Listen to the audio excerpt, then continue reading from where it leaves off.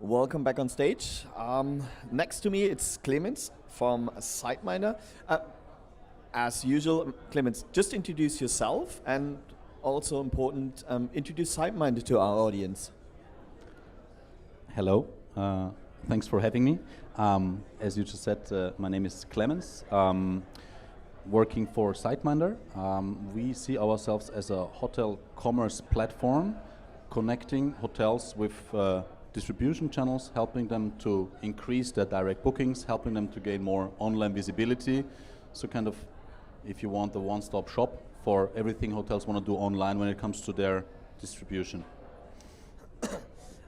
Great. So during the last years, a lot of things have changed in e-commerce, a lot of things, not only throughout the pandemic, but also in the discussion OTAs versus hotel direct. Where do you see, at what point do you see that a mindset change took place on the for the hoteliers? It is a really good question, and we're observing this very closely at SiteMinder. How do guests actually book their hotel rooms? And if you observe this over the last couple of years, the shift has been quite tremendous. So maybe just as basics for those who don't know exactly what we do. In essence, we enable all kinds of distribution channels, so your Booking.coms, your Expedias, your Kurzurlaubs, your Check24s of this world, into one channel manager that basically allows you to centrally navigate your distribution, your inventory, your pricing. And what also counts as a distribution channel is, of course, direct bookings. Now, what we have observed over those last 2 years that we all suffered through the pandemic is a bit of a mindset shift on a couple of levels. First level, if you compare 2020 with 2021, you can see that, well, overall reservations are down, of course, but that the proportion of direct bookings year over year is, the growth is significant. So whereas direct bookings played a minor role, we annually release, and you might have seen the top 12 booking channels, whereas in 2020 we might have seen direct bookings, so that's all direct reservations with all the connectivity partners we have, not only through SiteMinder, would amount to the 6th place. Right now they're already on the 2nd place. Can you take a guess? Why is there this big shift for direct bookings? Do the hotels change their mindset, or is there anything that the OTAs did differently to the hotels, or has the mindset of the customers have this changed? What do you think is the reason why the direct booking is getting more and more important for the customer? I think it's probably a little bit of everything of what you just said. Essentially, and what we see as a big pattern, the mindset of the guests are changing. So whereas a couple of years ago, booking direct was a bit of a difficult, sometimes awkward procedure. If you look, and you also, I know that you do this also on a daily basis, if you look at different hotel websites, really ask yourself, would I book this hotel directly there? If I just know the hotel's website, sometimes you can't even book direct. Mm-hmm. And even if there is a function to book direct, from a customer perspective, it's often not very clear how do I book, what are the conditions, how can I cancel, just in times like this, that's obviously is essential. So I think the mindset of the customers has changed, but that was only possible because a lot of hotels have stepped up their game. And I think those last 2 years played a tremendous role in getting there, because that time essentially, that kind of forced slowdown was finally a time where a lot of hotels took the time to reconsider how they actually want to distribute. They always had this in their mind that digitizing is important, direct bookings are relevant, but that just was never the right time to do that. And I think over those last 2 years, hoteliers have invested funds, but also have invested tremendous time in order to step up their game. And at the same time, guests now being more aware, and it's more visible to them that they can book direct. both have contributed to more direct bookings. And then maybe one, if you allow me, a third element that I think plays a major role in that shift was the decision, especially in Germany, by the High Court in Karlsruhe to basically skip the whole, it's called in English, it's called most favored nation, the best price clausel, so to say. Yeah. So now basically hotels can sell their own rooms finally at the price that they wish without having to consider what price they're asking on different platforms. Which leads to the point of what I would call rate hygiene. What do you see from the hotel point of view, or you as a vendor? Are hotels really taking care of what rates are sold and where their rates are sold, or is this still a process where companies like Berner Becker or others, or you as a vendor, have to really emphasize the hoteliers to keep an eye on that? I think all in all it's certainly the latter. So I think there's still tremendous room for improvement where hoteliers need and want assistance. What we at SiteMinder do is we provide them data and data points to support certain decisions, but just getting hotels to actually look and use that data is already a different story. I think that now with a lot of cool software, and there's a lot of providers here that really offer really specialized software that really help hoteliers to take better and informed decisions. I think it's one point is to have access to that data, then in the next step, and that's where they often need help, is to take the right conclusions out of that data and make informed decisions. I think we're still in the middle of that journey, but I think a certain trend has emerged that is actually unlikely to stop. The only thing, or food for thought, over those last 2 years, of course, the overall volume of reservations was much, much lower than it has been in 2019. So if you look, I just looked at our World Hotel Index just before that meeting to give you latest data, which basically captures all the reservations made over a period of time on a certain market. If you compare to pre-COVID levels, Germany is now at around 65% to where they were in 2019. Go on. If you look at other markets, they already have bounced back. If you look at Spain, they're already over 100% to pre-COVID levels. So there, the pandemic, I don't want to give any conclusions where we are with this pandemic, but you can see that we have reached pre-COVID levels, and there's more bookings than there were 2 years ago, which is certainly a good sign. I think not so surprising that eventually those reservations are coming back. Now, when reservations are starting to flow in again, the question is, will hotels be able to keep up with that share of direct bookings, or is it all just going to go back to the big OTAs? One key factor actually for direct booking is the actual conversion rate. Taking a step into the booking engine and taking the holistic view, what are your 2 to 3 important or major topics? How can I increase my conversion rate? So I think a good way to approach it is to compare yourself with the best ones that are out there. Try to make a reservation on booking.com. They are market leader for a reason, and compare how easy it is to make a reservation there, and then compare this to the experience on your website and your booking engine. And I can tell you that a big percentage of hoteliers will already fall short. Now, if you put yourself in the customer's shoe, why should he book direct if this is more complicated than booking this via an agent, a third-party agent, that maybe offers you the same price, but that also offers you support on the side, you collect points. So there's a lot of thought should go into that. So that's certainly something. Compare yourself to the best and see how you and be honest, right? Rate that and ask guests, ask around with your friends and family. Let's compare this booking process. How would you book and why, given there's the same price? Over the last years, a lot of people, a lot of vendors were talking about personalization and individualization. Is this something an IB and channel manager as a tech company can provide to its customers? So, absolutely yes, and let me elaborate a little bit on that. Yes, you should customize. Yes, you should certainly make it easy to make that reservation. You spend invest time, but that all basically, in order for that to happen, you need traffic on your website. how do you get the traffic there, right? You need to start at the beginning, right? If nobody knows you around, if you're not in top of Google search, if you're not visible to them, they won't end up at your website, right? Yeah. And that's actually where we can help a lot. And at every other occasion, I like to mention that, because there is that famous billboard effect. Now, how does that exactly work?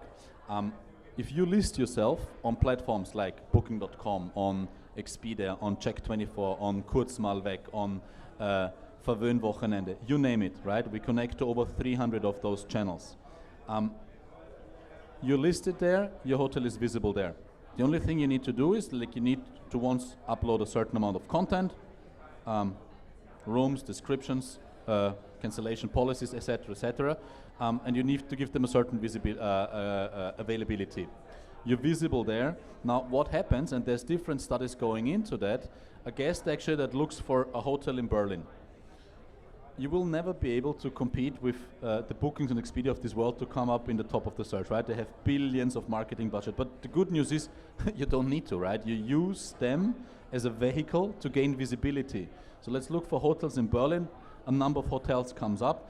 What actually more, and there's different studies going into that, what more than half of all the users actually do after you've seen a specific hotel in your search, where you just know you want to go to Berlin next weekend, they find a specific hotel and then they go to the hotel's website.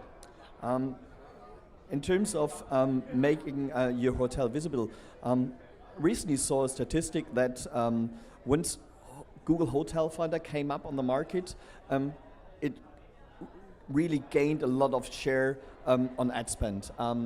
What are your experience when talking about Metasearch, either to create visibility and also to drive direct bookings?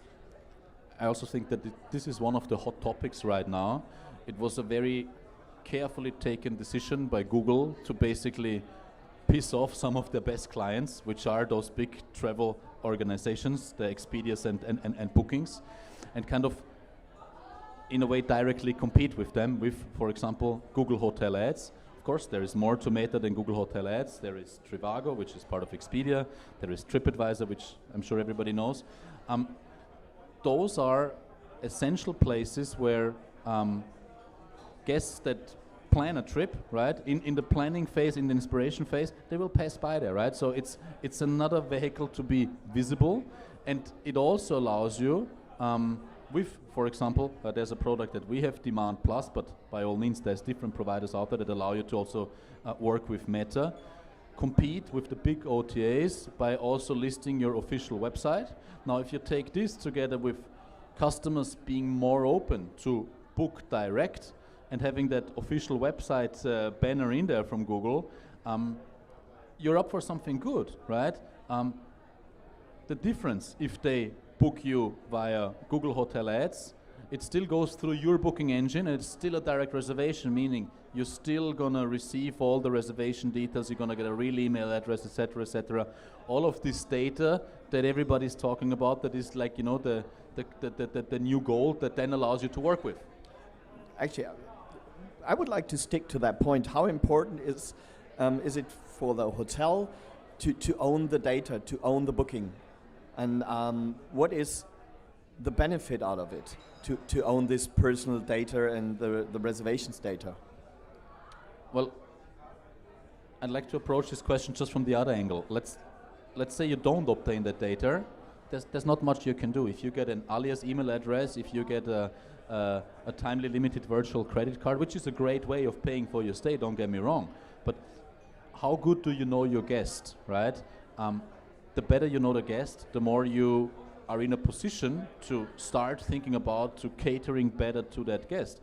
If you don't know your guest, meaning you have no data about your guest, there's not even a starting point, right? And I think everybody in here would probably agree with that you need data in order to take informed decisions, to individualize, to target your audience better, and also to understand, right? There's certain patterns in there that you will never really find out unless you have certain data points. Now, there is so many there's so many ways to obtain that. I think like hoteliers just need to give this a really hard thought, and I'm glad to say that many hotels in that time that was a bit calmer than usual, did exactly that, right? And set themselves up for success. Now the travel is bouncing back. And don't quote me on that, but I wouldn't be surprised if in a few months' time we are in Germany now in terms of amount of reservations where we're in Spain today. It's certainly the trend is giving us positive sentiment for the future. So having a deeper look into Metasearch, can you share 2 or 3 best practices to be successful doing Metasearch business? Yeah, I mean, I think there's many. Just to quote a few, like really think about your pricing strategy because price does matter. If you can offer that little bit extra, if you can be booked direct versus your other channels, that's certainly one of the drivers. Now, any revenue manager will say like, don't do that. Be careful. Like you want to hold your ADR. You don't just want to give them pricing.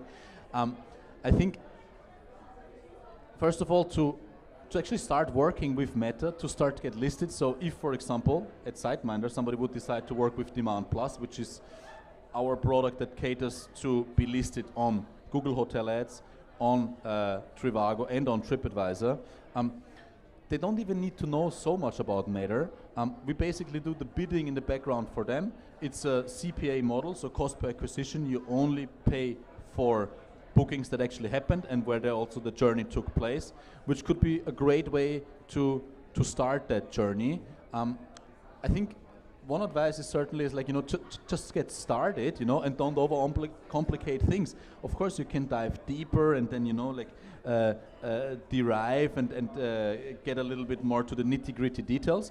I think the important thing is now don't miss that train. Jump on it, get started, learn on the go, prepare to make some mistakes. They will happen along the way, but don't miss the train, right? Be on board. So you just mentioned working with the CPA model. What do you think for a usual like a 3-star city hotel would be the best approach? Working with the CPA model or doing it manually and working for a CPC model? Where do you see the benefits for each model?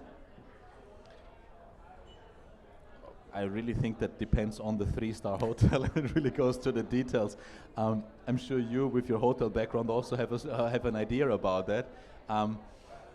To be honest with you, I think if you have a clue already, CPC can be a really good way. CPA is certainly something, a bit of a safeguard, right? You only pay when the booking took place. CPC also has its advantages. So I think it really also depends on the level of knowledge of the hotelier, how much support they need along the go, how good they are with their bidding. I'd be curious to hear your opinion, actually. I see it the same way, that it depends on the matter of knowledge and also the member of staff. But taking back and maybe looking a little bit more in the future, a lot of hoteliers or the industry itself is always trying to keep up with the tech providers or the e-commerce which is happening outside of our industry. What do you expect from the next 2 to 3 years in terms of e-commerce, drive to direct business? What are your expectations, and maybe what is SiteMinder planning in the future? If you can share some insights. It's a fair question, and like anybody else here, I'd be really guessing. But what we see very clearly is that the trend towards a platform, towards like a centralized place where you have access to that data. We see that hoteliers that decide to use that data are seeing pretty immediately good results. I expect that in 2 years' time, a lot more hotels and a lot more accommodation providers really will have gone that journey towards digitizing. You'd be surprised, especially like for smaller hotels on the countryside, how much work there is still to do. I mean, we're here at an event where you probably like meet the forefront, those hoteliers who are informed, who are kind of aware and interested in the cutting edge technology. But let's be fair, that's not the mass market, right? Like the little Gasthöfe and the little like rural, and even in cities you'll find hoteliers. For them that step is yet to come. my prediction would be that in 2 years' time, a lot more of those hoteliers have taken that step. My expectation is also that Google will take a more and more dominant role, especially when it comes to mobile. Now, for years there has been rumors about what is Amazon going to do. Like, to be honest with you, I personally don't see much happening there, but I can see that Google really stepped up their game. I think that the OTAs see as the biggest threat, actually, exactly those hoteliers who step up their game, especially those hoteliers who fight for every direct booking. And you can see them in conversations with hoteliers. We do see that they're more likely to take whatever is in their power, whatever they can do to keep that booking with them, to basically counter hoteliers' effort, than for those hoteliers who, like, a couple of years ago, just basically turned on the big OTA and reservations would come. So more savvy hoteliers that take more informed decisions. Hopefully no more negative news that we're having, sadly, all the time. So a little bit more of peace, quiet time. People can enjoy some holidays. I expect, especially this summer, a lot of revenge traveling happening, like bookings to go through the roof, where like probably Mediterranean destinations in summer times are just more prone to receive more of those bookings. But I think the overall market is recovering, so that's really good news for the industry. So yeah, I hope the dog days are over, and I'm pretty sure that in 2 years' time we'll sit here and we'll talk about that amazing recovery that took place, and we'll probably talk about probably more detailed approaches, less conversations about should I get started or not, but more down to the nitty-gritty detail, more in the mass market. Thanks. One last question when it comes to a change in product. Recently we saw that a lot of hotels actually changed their product into, for example, long stay serviced apartments, and not only short stay. Some other hotels actually provide a hybrid model between short stay and long stay. How do you cover, as a booking engine and channel manager, all these different needs? Because if I would like to have a long stay, I would have to change my process in terms of regulation. How do you cover those new models of service? Yeah, absolutely. And it's like, thanks for asking that question, because that's a huge trend right now. It's a phenomenon, like that long-term rental, also that trend a little bit towards more apartments, that trend to also combined with workation, right? Like you combine work and holiday a little bit. So how do we cover that? Well, one way we certainly cover it by connecting to the right partner. So if you think about long-term stay, great channel for that is, for example, HomeLike, where you can't even book anything under 30 nights. Mm-hmm. And it's especially intended for the traveler that is going to stay long, maybe like work from a certain city for a certain period of time. And what we also see skyrocketing is the amount of customers that have kind of offerings in the service level apartment. You have specialized providers that are scaling up. One example maybe CoCoBe apartments, Numa, Lime Home, that are really having an amazing journey by basically adding flats. Now, how does that affect hotels? Another big name I want to throw there, look at Airbnb. Airbnb is now, since they entered, and I'm proud to say we were the first ones to connect actually Airbnb as a channel, they really have arrived in the mainstream hotel market already, where through their Airbnb, guests can actually book their apartments and hotel stays. Now, you're not going to find your big chain hotels maybe on an Airbnb, but for privately owned hotels, even small groups, why not? How do hoteliers cater to platforms like this? You're right? There's a lot of organizational shift, and the offering has to change. Now, probably you would need to look at this on a case by case to give you more like, in-depth answer there. But it's certainly a trend that every hotelier should give a strong thought, because it's a mega trend, right? The demand for this is increasing, so catering that market is certainly promising for the months and years to come. Perfect.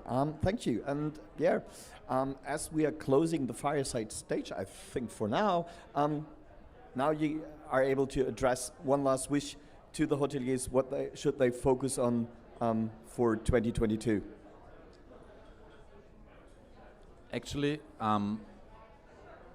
I would wish, well, first of all, that that terrible situation that we have is going to end soon in Eastern Europe, and especially in the Ukraine. I think peaceful times with a natural recovery will benefit all of us. Hoteliers should use that bounce back of reservations to make sure they are set up for success, meaning that they have a strategy of how they are visible to their future guests. And it is a mix of being bookable on third-party channels and having a very clear, formulated, precise, direct booking procedure. Perfect. Clemens, thank you much for taking the time, and wish you a great evening. Thank you. Thanks for having me.